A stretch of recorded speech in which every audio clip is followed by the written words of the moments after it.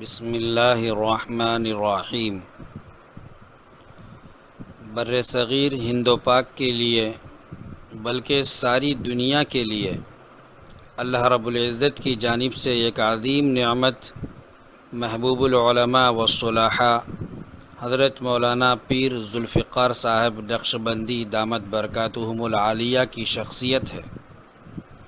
حضرت پیر صاحب دامت برکاتہم سنت اللہ فی الارض کے مطابق اسلاف و اکابر کا وہ زرعی سلسلہ جو رسول اللہ صلی اللہ علیہ وسلم کی رحلت کے بعد سے چلا ہے اور قیامت تک باقی رہے گا، امت کا درد اور امت کی فکر جس کی لڑیوں میں سینہ بسینہ منتقل ہوتی چلی آ رہی ہے، آپ کی ذات گرامی اسی زرعی سلسلے کی ایک کڑی ہے۔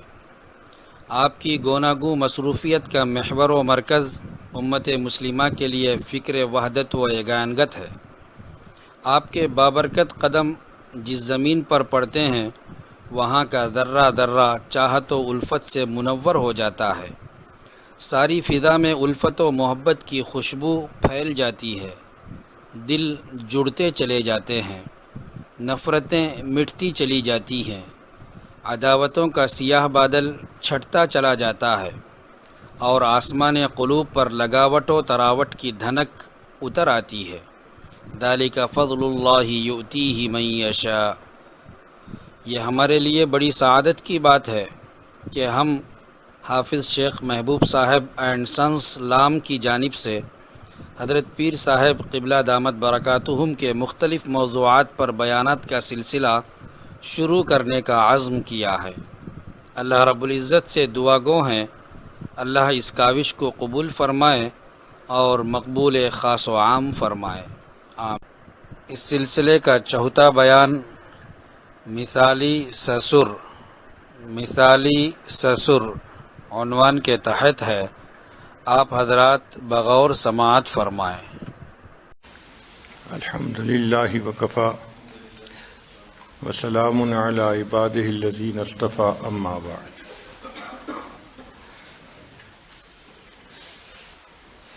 دین اسلام نے انسان کو جنگلوں اور غاروں میں جانا نہیں سکھایا کہ اگر تم اللہ تعالیٰ کو پانا چاہتے ہو تو جنگلوں اور غاروں میں جاؤ، بلکہ دین اسلام نے یہ سکھایا ہے کہ اگر تم اللہ کو پانا چاہتے ہو تو انہی شہروں میں گلی کوچوں بازاروں میں رہتے ہوئے حقوق اللہ کو بھی پورا کرو اور حقوق العباد کو بھی پورا کرو، تو تم اپنے رب کو پالو گے۔ چنانچہ جو بندہ حقوق العباد پورے کرے، حقوق اللہ پورے کرے، وہ اللہ تعالیٰ کا مقبول بندہ ہوتا ہے۔ اب ازدواجی زندگی میں کئی پہلو ہوتے ہیں، خامد ہے، بیوی ہے، ساس ہے، سسر ہے، تو سب ایک دوسرے کے ساتھ انٹریکٹ کر رہے ہوتے ہیں، اس لیے ایکویشن ذرا ڈیفیکلٹ ہو جاتی ہے۔ مگر سسر کو چاہیے، فادر ان لا کو چاہیے کہ وہ اپنے گھر میں سب کو محبت پیار سے رہنے کی تلقین کرتا رہے۔ ہر گھر میں خامد کا ایک رول ہوتا ہے، تو ڈاٹر ان لا کے لیے مدر ان لا تو ایک مسئلہ ہے، مگر جو مدر ان لا کا ہسبینڈ ہے جس کو فادر ان لا کہتے ہیں، تو وہ تو گھر کا انچارج ہے نا، تو اس کی ذمہ داری بنتی ہے کہ وہ اپنے گھر میں اپنے بیٹے کو بھی نیکی کی تعلیم دے، اپنی بہو کو بھی نیکی کی تعلیم دے۔ اگر گھر کے اندر کوئی اونچ نیچ ہونے لگے تو ڈاٹر ان لا کو بھی سمجھائے اور مدر ان لا کو بھی سمجھائے۔ یہ فادر ان لا کی ذمہ داری ہوتی ہے۔ سائنٹیفک ریسرچ میں چند باتیں سامنے آئی ہیں کہ فادر ان لا 6 ٹائپ کے ہوتے ہیں۔ سب سے پہلی ٹائپ پیسیفائر، پیسیفائر کہتے ہیں بچے کی چوسنی کو. بچہ جب ذرا فارغ ہوتا ہے تو وہ چاہتا ہے کہ میرے منہ میں چوسنی آ جائے، تو وہ آرام سے اس کو چوستا رہتا ہے، چپ رہتا ہے. یہ جو فادر ان لا ہے یہ ماڈریٹر ہوتا ہے اپنی وائف اور ڈاٹر ان لا کے درمیان. یہ بیوی کو بھی سمجھاتا ہے، بہو کو بھی سمجھاتا ہے، اور مسئلوں کو ساتھ ساتھ حل کرتا رہتا ہے. یہ سمجھداری کا کام کرتا ہے جو ایک مرد کو کرنا چاہیے، اور گھر کے ماحول کو اچھا رکھتا ہے. اس کو پیسیفائر کہتے ہیں. Tries to maintain harmony in family. ایک ہوتا ہے ڈکٹیٹر فادر ان لا. بعض مردوں کی طبیعت ایسی ہوتی ہے کہ وہ بس اپنی ہی منوانا چاہتے ہیں، چلانا چاہتے ہیں. تو ریسرچ میں لکھا ہے کہ یہ اکیلا father in law 10 mother in لا کے برابر ہوتا ہے.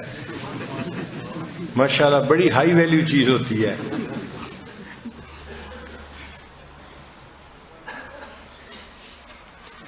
اس بندے کے اندر بہت ساری ایگو ہوتی ہے، پرائیڈ ہوتا ہے، اور یہ سمجھتا ہے کہ مرد جو ڈیسیژن کر سکتے ہیں عورتیں وہ نہیں کر سکتی، لہذا ہر کام میں دخل اندازی اس کی عادت ہو جاتی ہے.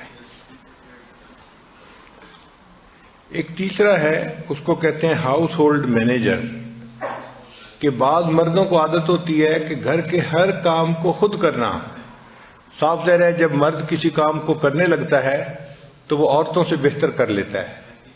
عجیب بات یہ ہے کہ کچن پہ راج عورتوں کا ہوتا ہے، لیکن دنیا کے بہترین کک مرد ہوتے ہیں، اور ڈیزائننگ میں اور کپڑوں میں عورتیں سب سے زیادہ ڈیزائن کرنے والی، بنوانے والی ہوتی ہیں، لیکن دنیا کے سب سے بہترین کپڑوں کے ڈیزائنر وہ مرد ہوتے ہیں.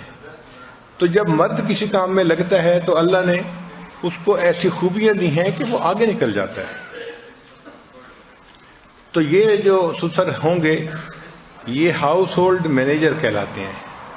ہر کام میں یہ اپنی دخل اندازی کرتے ہیں. کلینلینس کیسے کرنی ہے، کچن کو کیسے مینٹین کرنا ہے، کپڑے کیسے دھونے ہیں، کیسے رکھنا ہے، ہر چیز میں ان کی انسٹرکشن موجود ہوتی ہیں. ایک فادر ان لا وہ ہوتا ہے جس کو گوسپ کنگ کہتے ہیں. وہ باتونی بندہ ہوتا ہے، بس باتیں کرنے کا ماہر. باتیں کر کے بیوی کو بھی خوش رکھتا ہے، باتیں کر کے بچوں کو بھی خوش رکھتا ہے. تو ریسرچ میں لکھا ہے کہ یہ بھی ایک عورت ہی کی طرح گھر میں ایک عورت ہی ہوتی ہے.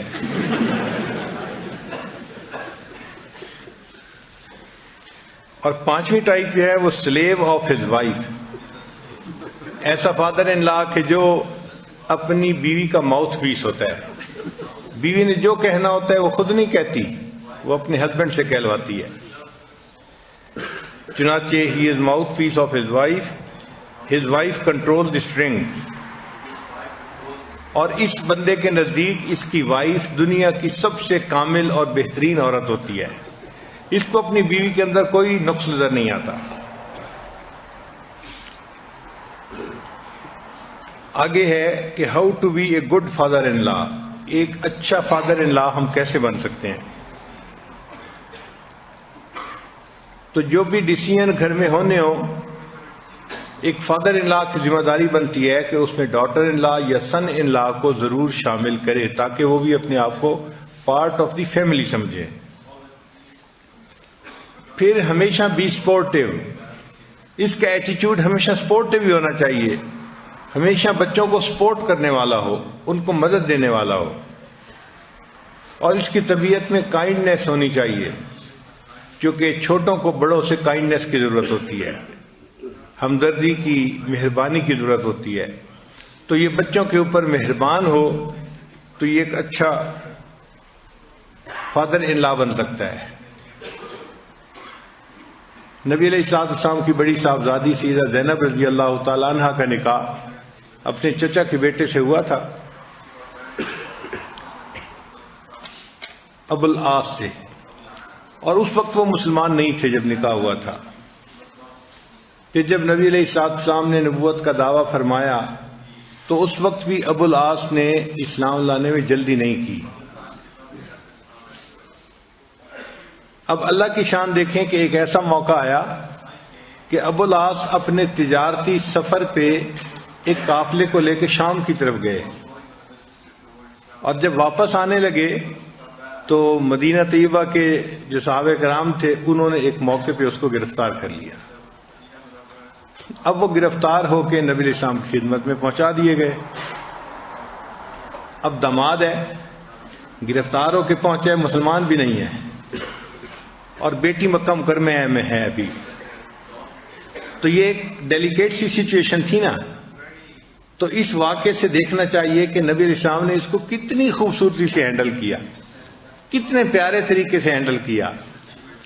آپ چاہتے تو ابو العاص کے ساتھ سختی بھی کر سکتے تھے کہ تم نے اب تک میری بات نہیں مانی، اب تم میرے قابو آ گئے ہو، کیسے نہیں مانتے، مگر نہیں، نبی علیہ السلام نے ان کے ساتھ اچھا سلوک کیا، اچھا کھانا دیا، ان کو عزت افزائی کی، اور عزت افزائی کے بعد پھر نبی علیہ السلام کے پاس نبی علیہ السلام کی بیٹی نے مکہ مکرمہ سے ایک چیز بھیجی، ایک رنگ بھیجی جو نبی علیہ السلام نے خدیجہ کبریٰ رضی اللہ تعالی عنہا کو دی تھی، اور انہوں نے شادی کے موقع پہ اپنی بیٹی کو دے دی تھی۔ جب نبی علیہ السلام نے اس کو دیکھا تو آپ کی مبارک آنکھوں میں سے آنسو آ گئے کہ یہ تو وہ چیز تھی کہ جو میں نے اپنی بیوی کو دی تھی، اور میری بیوی نے پھر اپنی بیٹی کو دے دی تھی شادی کے موقع پہ، اور میری بیٹی نے وہ چیز بھجوائی ہے اپنے خاوند کو چھڑوانے کے لیے۔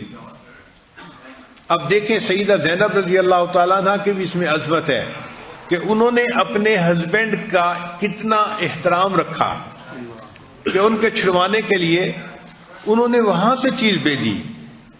جب نبی علیہ السلام کو ملی تو آپ صلی اللہ علیہ وسلم نے صحابہ کرام سے مشورہ کیا کہ بھئی میری بیٹی نے یہ چیز بھیجی ہے کہ ہم یہ فدیہ لے کے ان کو چھوڑ دیں، اب آپ بتائیں کیا کرنا چاہیے۔ صحابہ کرام نے عرض کیا، اے اللہ کے حبیب صلی اللہ علیہ وسلم، آپ چیز بھی واپس کر دیں اور ان کو آزاد بھی کر دیں، آپ کو اختیار ہے، آپ جو چاہیں کریں۔ چنانچہ جب نبی علیہ السلام کو اختیار مل گیا تو آپ صلی اللہ علیہ وسلم نے ابو العاص سے بات کی۔ کیا بات کی؟ اس سے یہ کہا کہ دیکھیں آپ ابھی اسلام نہیں قبول کر پائے، لیکن میری بیٹی وہ مسلمان بن چکی ہے اور وہ میرے پاس آنا چاہتی ہے، تو آپ ایسا کریں کہ میری بیٹی کو میرے پاس بھیج دیں۔ اور کوئی مطالبہ نہیں کیا، صرف اتنا مطالبہ کیا کہ بیٹی کو میرے پاس بھیج دیں۔ چنانچہ جب نبی علیہ السلام نے یہ مطالبہ کیا تو انہوں نے تسلیم کر لیا کہ ٹھیک ہے میں مکہ مکرمہ جاؤں گا، اور جاتے ہی آپ کی بیٹی کو میں مدینہ بھیج دوں گا۔ چنانچہ ابو العاص رضی اللہ عنہ جو تھے وہ مکہ مکرمہ گئے، اور انہوں نے جا کے اپنی بیوی کو کہا کہ میں وہاں پر وعدہ کر کے آیا ہوں تو آپ مدینہ جا سکتی ہیں۔ تو سیدہ زینب رضی اللہ تعالیٰ عنہا مدینہ آ گئیں۔ پھر کچھ عرصے کے بعد اللہ نے ان کے دل میں بات ڈالی تو یہ بھی ہجرت کر کے مدینہ آ گئے، اور انہوں نے بتایا کہ اب میں نے اسلام کو قبول کر لیا ہے۔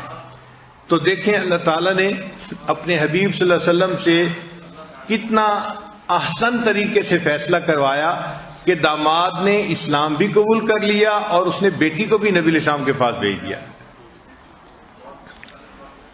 تو یہ سسر کو چاہیے کہ وہ ایسے معاملے میں سمجھداری کا ثبوت دے اور عقل مندی سے کام لے اور بہتر فیصلے کرے۔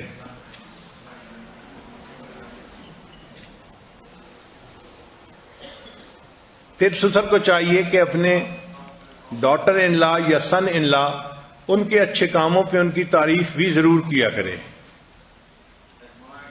لوگ غلطیوں کے اوپر کرٹیسائز تو کر دیتے ہیں، ڈانٹ ڈپٹ تو کر دیتے ہیں، لیکن اچھے کاموں پر ان کو اپریشیٹ نہیں کرتے۔ مثلا داماد نے بیٹی کو خوش رکھا ہے یا بہو نے بیٹے کو خوش رکھا ہوا ہے تو اس پہ تعریف بھی کرنی چاہیے، اس کو انکریج کرنا چاہیے، اس کو دعائیں دینی چاہیے، اللہ آپ کو جزائے خیر دے، آپ نے میری بیٹی کو بہت خوش رکھا ہوا ہے، اللہ آپ کو جزائے خیر دے، آپ نے میرے بیٹے کو بہت خوش رکھا ہوا ہے۔ اس سے کیا ہوتا ہے کہ ڈاٹر ان لا یا سن ان لا کے دل میں محبت بڑھ جاتی ہے۔ پھر سسر کو چاہیے کہ let go of grudges and give advice appropriately. چھوٹی چھوٹی باتوں کی رنجش دل سے نکال دینی چاہیے اور ویژن زیادہ ہونا چاہیے، بڑا ہونا چاہیے، براڈ سکیل پہ دیکھنا چاہیے معاملے کو، کہ گھر کے اندر ماحول اچھا رہے اور سب کے تعلقات ایک دوسرے کے ساتھ اچھے ہوں. پھر سسر کی یہ بھی ذمہ داری بنتی ہے کہ میک دعا بہو کے لیے اور داماد کے لیے. جس طرح اپنے بیٹوں کے لیے، بچوں کے لیے دعا کرتا ہے، ذمہ داری بنتی ہے کہ وہ اپنے داماد اور اپنی بہو کے لیے بھی اسی طرح دعا کرے. چنانچہ نبی علیہ السلام اپنے دامادوں کے لیے بہت دعائیں کرتے تھے. حدیث مبارکہ میں ہے کہ شروع میں جب کچھ لوگ حضرت جا رہے تھے اور کچھ لوگ مکہ مکرمہ آ گئے، نبی علیہ السلام ہجرت کر کے مکہ مکرمہ مدینہ طیبہ تشریف لے آئے، تو نبی علیہ السلام کو حضرت عثمان غنی اور ان کی بیوی سیدہ رقیہ کے بارے میں پتہ نہیں تھا کہ وہ کہاں جا رہے ہیں. تو ایک عورت آئی حبشہ کی اور اس نے آ کے بتایا کہ میں نے دیکھا کہ عثمان رضی اللہ عنہ اپنی بیوی کو سواری پر لے کر جا رہے تھے. تو جیسے ہی نبی علیہ السلام نے سنا کہ حضرت عثمان غنی رضی اللہ عنہ اپنی بیوی سیدہ رقیہ کو لے کر جا رہے تھے، تو نبی علیہ السلام نے فوراً دعا دی، اے اللہ تو ان دونوں کا مصاحب بن جا، ان کا ساتھی بن جا اور ان کے سفر میں ان کے لیے آسانیاں فرما. تو دعائیں دینا یہ بھی ایک اہم کام ہے، اس سے اللہ تعالیٰ دلوں کو نیکی پر جما دیتے ہیں. پھر گیو دیم گفٹس، وقت کے مناسب، موقع کے مناسب چھوٹے بڑے گفٹ جو ہیں وہ دینے چاہیے بچوں کو، اس سے بچوں کے دل میں محبت آتی ہے. ہمیشہ ہر بات میں پازیٹو سائڈ کو دیکھنا چاہیے، نیگیٹو سائڈ کو نہیں دیکھنا چاہیے. Be a mediator not a home breaker. تو فادر ان لا کو چاہیے کہ وہ میڈیٹر بنے، ہوم بریکر نہ بنے. ہم نے دیکھا ہے کہ بہت سارے گھروں میں بچی اگر بتاتی ہے کہ خاوند مجھے ٹف ٹائم دے رہا ہے، ستا رہا ہے، تو سب سے پہلے اس کا باپ ہی کہتے ہیں اچھا تجھے جانے کی کوئی ضرورت نہیں. تو گھر کو توڑ دیتے ہیں. یہ ذہن میں رکھیں کہ جوڑ ہمیشہ توڑ سے بہتر ہوا کرتا ہے، جوڑ ہمیشہ توڑ سے بہتر ہوا کرتا ہے. ہر ممکن کوشش کرنی چاہیے جوڑ پیدا کرنے کی. ایک مرتبہ نبی علیہ السلام سیدنا عثمان غنی اللہ عنہ کے گھر تشریف لائے تو دیکھا کہ ان کی بیٹی سیدہ رقیہ رضی اللہ تعالیٰ عنہ وہ حضرت عثمان غنی رضی اللہ عنہ کا سر دھو رہی تھی، پانی ڈال رہی تھی، صابن لگا رہی تھی، تو اپنے خاوند کا سر دھو رہی تھی. تو نبی علیہ السلام دیکھ کر خوش ہوئے اور آپ نے حضرت رقیہ رضی اللہ عنہ کو فرمایا کہ بیٹی اپنے خاوند کا بہت خیال رکھا کرو. یعنی ایک کام کرتے دیکھا، اس کو اپریشیٹ کیا کہ بیٹا تم بہت اچھا کر رہی ہو، اپنے خاوند کا اور اچھا خیال رکھا کرو. اسی طرح اگر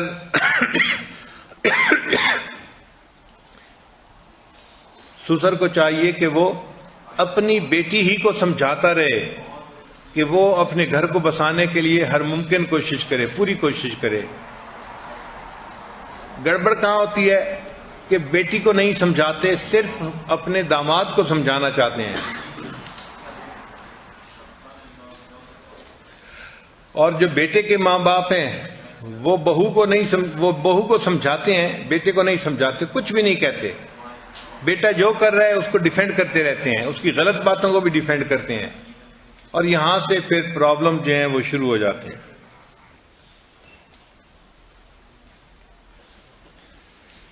پھر ایک پوائنٹ اور بھی ہے کہ flexibility in scheduling family gathering and events.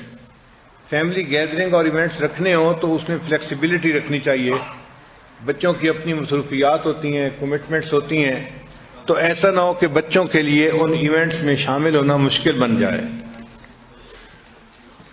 Fairness and equal treatment in giving gift between children and grand children.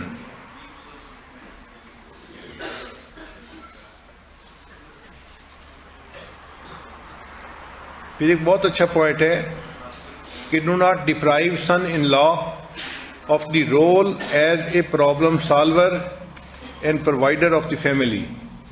کیونکہ فیملی کو تو جو چیز پہنچانی ہے اسی نے دینی ہے نا، وہ ذمہ دار ہے، اور ان کا پرابلم سالور بھی وہی ہے، اس کو اس سے ڈپرائیو نہیں کرنا چاہیے.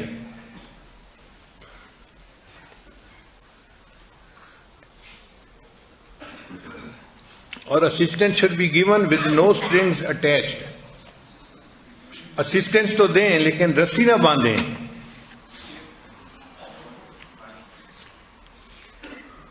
پھر questioning the intrusive demand of mother in law.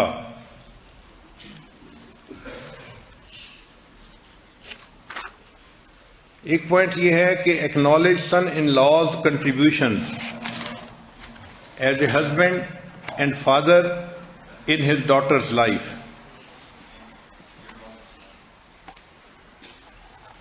Take interest in son-in-law's work. son-in-law کا کوئی کام ہے تو فادر ان لا کو چاہیے کہ اس طرح انٹرسٹ لے جس طرح اپنے